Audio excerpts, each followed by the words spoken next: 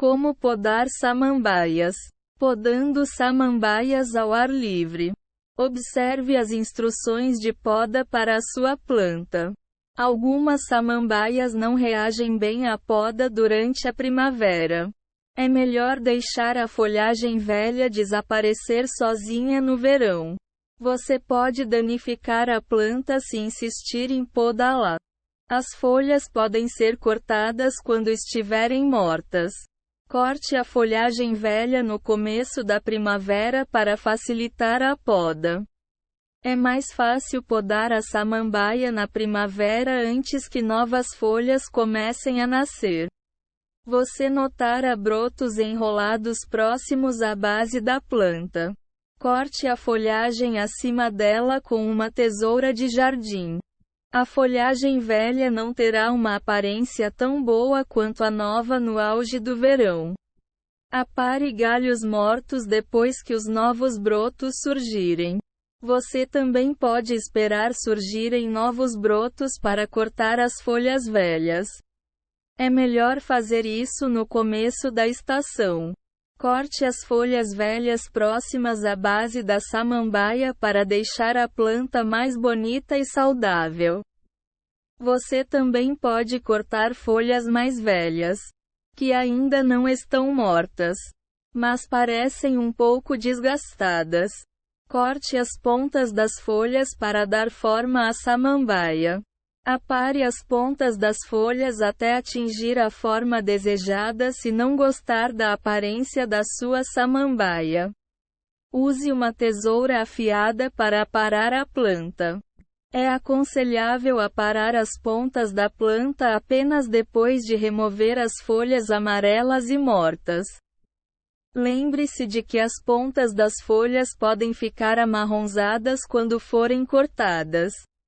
Corte uma samambaia transplantada pela metade para ajudá-la a crescer novamente. A samambaia pode precisar de ajuda para crescer quando for trocada de lugar. Corte todas as folhas pela metade, reduzindo a quantidade de água necessária para a planta se manter viva. Essa técnica permite que a planta se concentre em fortalecer suas raízes. Não se preocupe. A planta voltará a crescer quando estiver bem acomodada. Evite fazer a poda antes do inverno. Pode ser tentador cortar folhas que estão morrendo no começo do inverno.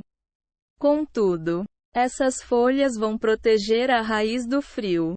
Ou seja, manter as folhas velhas pode ajudar a planta a sobreviver ao frio e voltar a crescer na primavera.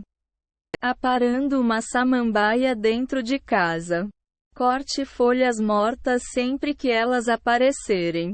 Use uma tesoura afiada para cortar as folhas. Folhas mortas serão pretas ou marrons.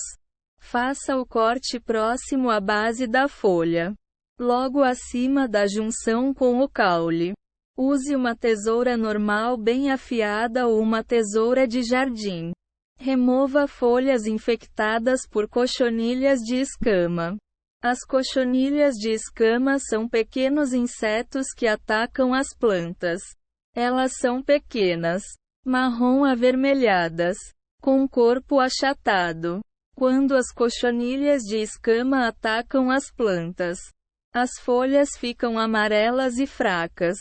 Procure pelos insetos na parte de baixo das folhas, junto ao caule. Os insetos podem se espalhar. Por isso, remova todas as folhas infectadas com uma tesoura. Jogue a planta fora se a infestação for muito grande para evitar que os insetos se espalhem para outras plantas da sua casa. Samambaias cultivadas ao ar livre também podem ser atacadas por cochonilhas de escama. Mas neste caso é possível controlar a infestação com pesticidas à base de óleo ao invés de podar a planta. Corte rizomas que ficam pendurados para fora do vaso. Algumas samambaias apresentam rizomas, assim como os pés de morango, que são uma parte normal da raiz da planta. Eles são marrons e amadeirados. Corte os próximos ao solo do vaso com uma tesoura de jardim para manter a saúde da planta. Estes rizomas drenam a energia da planta. Corta-los permite que a planta use sua energia em outras áreas vitais. Corte a planta até a base se for necessário. Você pode cortar a planta até a base se não estiver gostando da sua aparência. Use uma tesoura afiada e limpa para cortar as folhas. A planta vai crescer novamente se você mantiver a base.